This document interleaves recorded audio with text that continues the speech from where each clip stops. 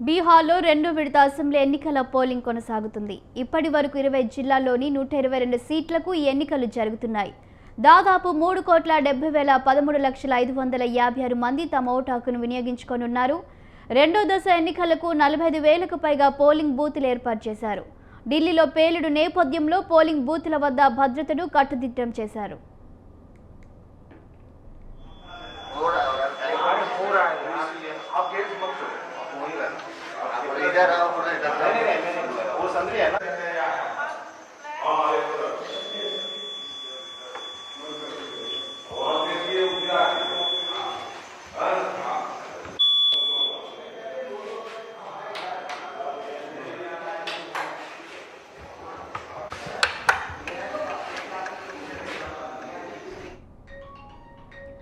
మొత్తం 122 అసెంబ్లీ స్థానాల్లో 1,302 మంది అభ్యర్థుల భవితవ్యం ఈవీఎంలలో నిక్షిప్తమయ్యింది. నితీష్ సర్కార్లోని పలువురు మంత్రులు తమ అదృష్టాన్ని పరీక్షించుకోనున్నారు.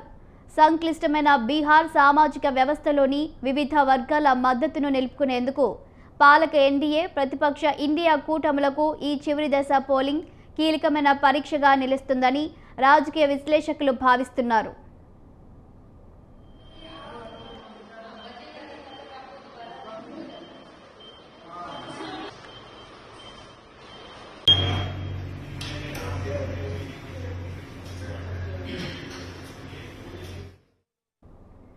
రెండో దశలో దాదాపు 3.70 కోట్ల మంది ఓటర్లు ఉన్నారు.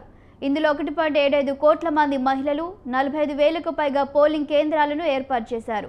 ఇందులో 40,000 కేంద్రాలు గ్రామీణ ప్రాంతాల్లోనే ఉన్నాయి.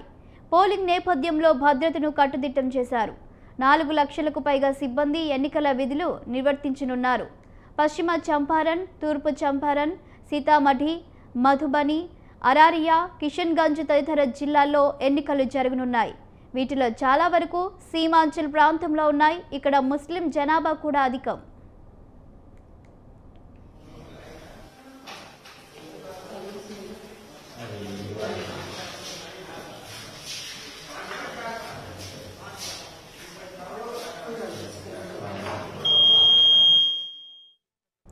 అత్యధికంగా హిసువా అసెంబ్లీ నియోజకవర్గంలో 3.67 లక్షల మంది ఓటర్లు ఉన్నారు.